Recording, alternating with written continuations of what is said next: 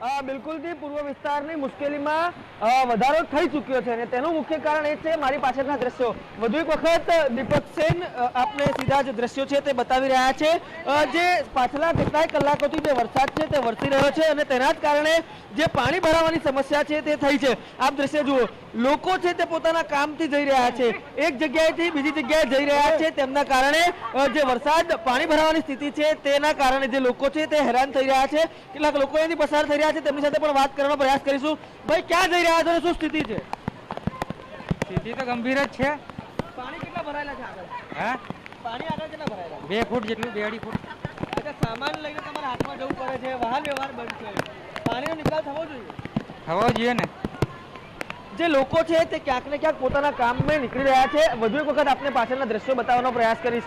એક તરફ સતત વરસી રહેલો વરસાદ અને બીજી તરફ જે જલભરાવની સમસ્યા અને તેના જ કારણે જે સ્થાનિકો છે તે હવે જરૂરથી હાલાકીનો સામનો કરી રહ્યા છે. હવામાન વિભાગ દ્વારા પણ જે એલર્ટ છે તે સતત આપવામાં આવી રહ્યું છે. આજે સવારથી ખાસ કરીને 10 વાગ્યા સુધીની સ્થિતિની વાત કરવામાં આવે તો જે વિવિધ વિસ્તારો છે તેમાં એલર્ટ આપવામાં આવ્યા હતા, જેમાં અમદાવાદ છે તેમાં ઓરેન્જ એલર્ટ છે તે આપવામાં આવ્યું હતું. એટલે કે જે ભારે વરસાદ છે, ભારે પવન સાથે થઈ શકે છે.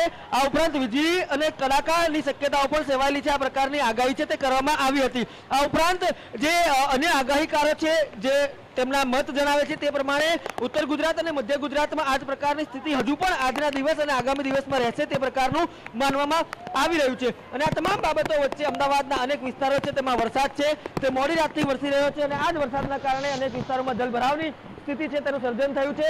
અને આ શાહવાડીના જે આપ દ્રશ્ય જોઈ રહ્યા છો, ઘૂંટણસમા પાણીમાં અમે ઊભા છે અને આ જ પાણીમાંથી લોકો પસાર થાય તે પ્રકારની સ્થિતિ છે. વાહનો બંધ પડ્યા છે અને પરિણામે લોકોને હવે ચાલતા પોતાના કામ માટે એક જગ્યાએથી બીજી જગ્યાએ જવા માટેની જરૂર છે તે પડી રહી છે. બિલકુલ રોનક, ખાસ એ પણ જાણવું છે કે નેશનલ હાઈવે 8 અને એની આસપાસનો નારોલનો સર્વિસ રોડ હોય, આપ જે સ્થળ પર ઉપસ્થિત છો હાલ, શાહવાડી ગામ છે એ પાણીમાં જળમગ્ન થઈ ગયું છે. ટ્રાફિક જામની સ્થિતિ પણ નારોલમાં ખૂબ રહેતી હોય છે. હાલ એ પ્રકારના દ્રશ્યો પણ આપની સામે આવ્યા હશે.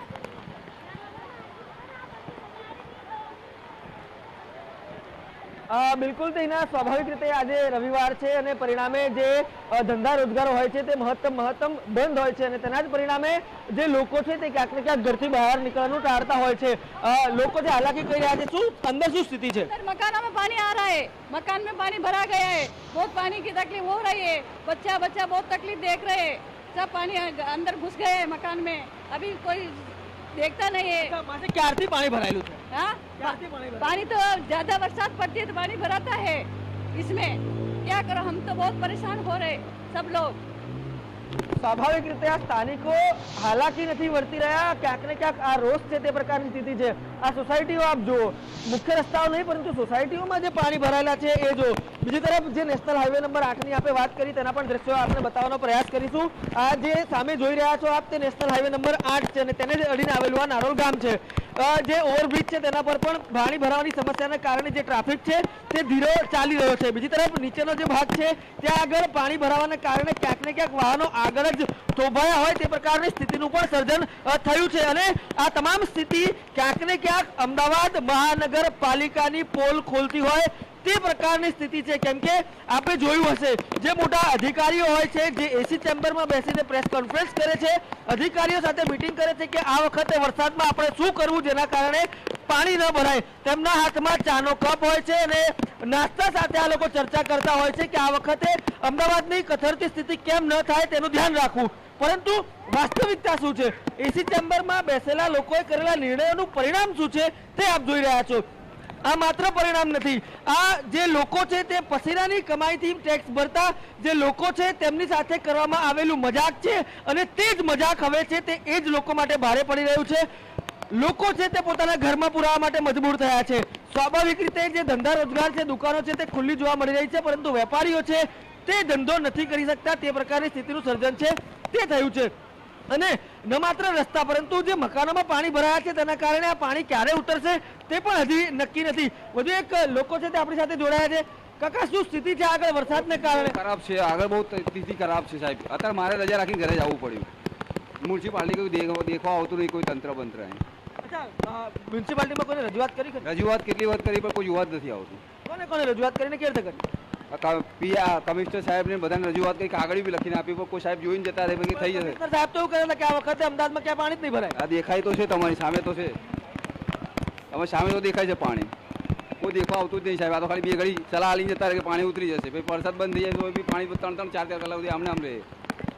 ઓકે, જે પ્રકારે લોકો છે તે હાલાકીનો સામનો કરી રહ્યા છે અને આ હાલાકી એટલી વધી છે કે લોકો છે તે હવે ક્યાંક ને ક્યાંક રોષ છે તંત્ર સામે તે પણ ઠાલવી રહ્યા છે. જે લોકો છે તે કહી રહ્યા છે કે તેમણે કમિશનરને અનેક રજૂઆતો કરી, પરંતુ પરિણામ શું છે તે આપ દ્રશ્યમાં જોઈ રહ્યા છો.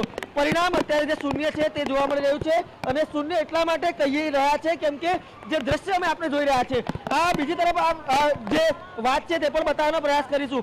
આ એક ગરીબ લોકો છે તે ક્યાંક ને ક્યાંક પોતાના પરિવારને જે રોટલી છે તે આપે છે, પરંતુ કેવી રીતે આપે છે આપ જુઓ. એક તરફ આ સિનિયર સિટીઝન છે, પોતાના શરીરનું ધ્યાન રાખે, પોતાના પરિવારનું ધ્યાન રાખે કે શું કરે. હાલત એ પ્રકારની થઈ છે કે વરસતા વરસાદમાં પણ તેમને જે પોતાના કામ માટે, પોતાની રોજી માટે નીકળવાની જરૂર છે તે પડી છે, પરંતુ તંત્રના બાપે તેમને ક્યાંક ને ક્યાંક હાલાકીનો સામનો છે તે સતત કરવો પડી રહ્યો છે.